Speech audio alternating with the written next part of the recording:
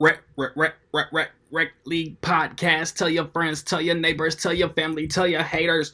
Available on Anchor, Spotify, Google Podcasts, Radio Public, Pocket Cast, Breaker, and Stitcher. At Rec League Podcast on Facebook, YouTube, and Instagram.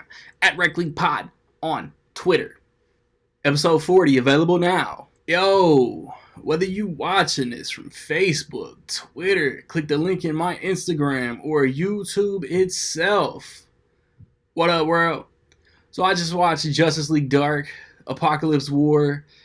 It is the newest, most recent animated DC release.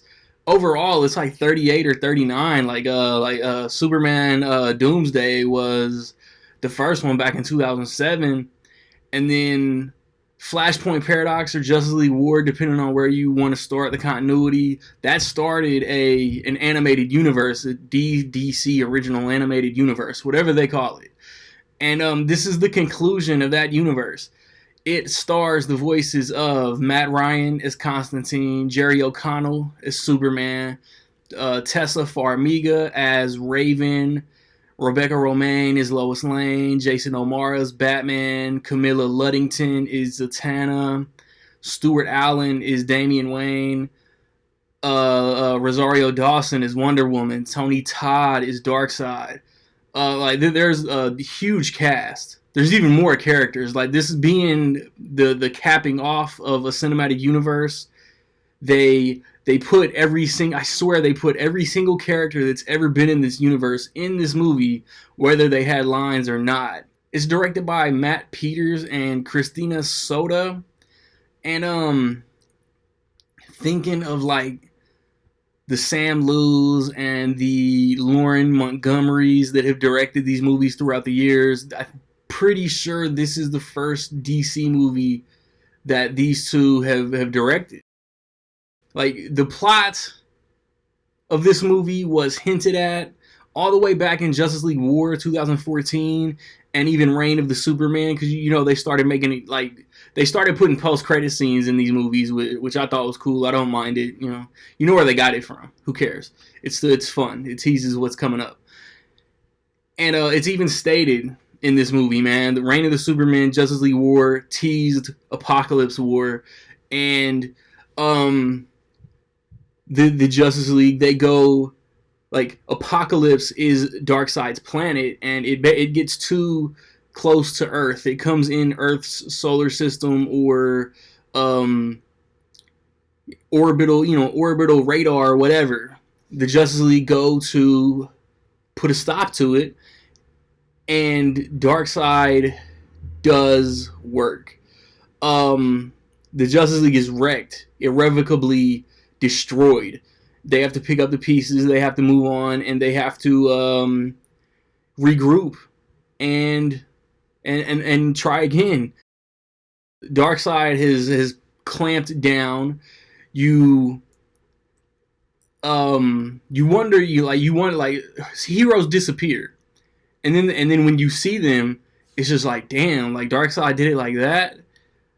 Like Darkseid is a bad dude. Like, of every villain that's been in this entire universe, Darkseid is by far like the baddest dude that they've fought. Batman is in a situation that you would never assume. Superman is too. Flash, Wonder Woman, Cyborg, all of them, the Teen Titans. This movie brings together the Justice League. Some characters of Justice League Dark, like, I'm pretty sure Deadman was missing, and I think he's the only one, man. Constantine's in it, Zatanna's in it, Swamp Thing is in it, Etrigan is in it, and then the Teen Titans, Damian Wayne's in it, Starfire, Raven. They tease other characters, and this movie is dope though. Like, I'm rambling, like, in my head, but this movie's dope. The voice acting is dope. I've said time and time again, I love the look of these movies because they're not computer, they're not CG.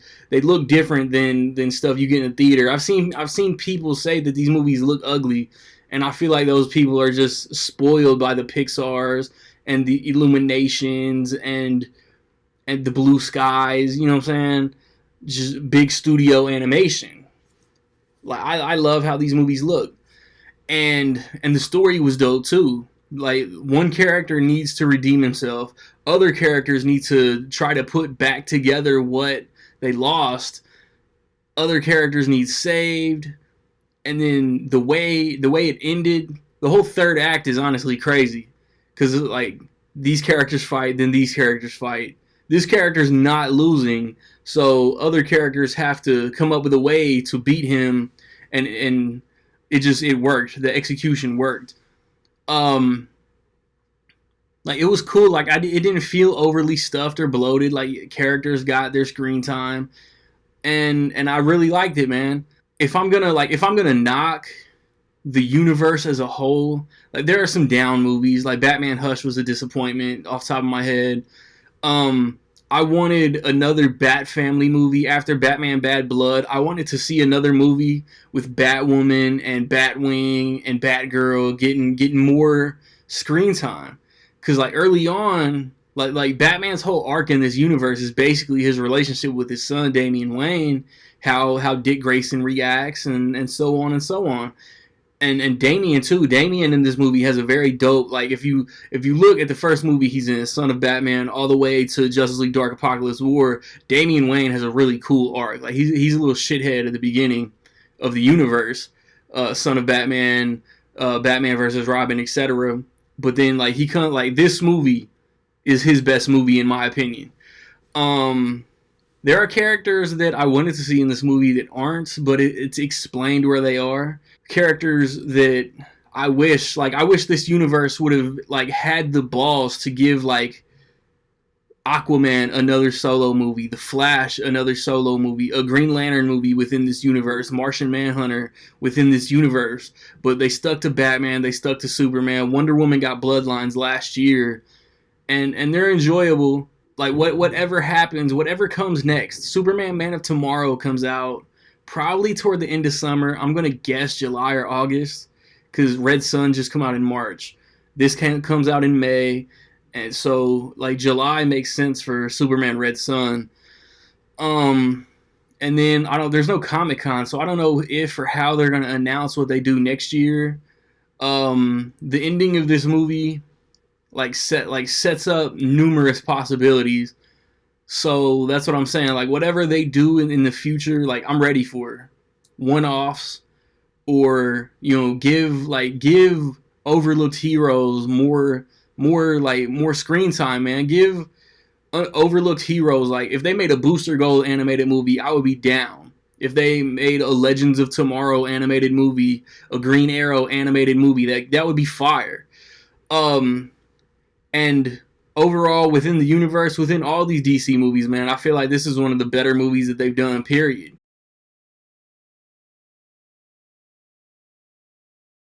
With all that being said, man, in my opinion, I will say that Justice League Dark Apocalypse War is almost dope as fuck. Have you seen Justice League Dark Apocalypse War?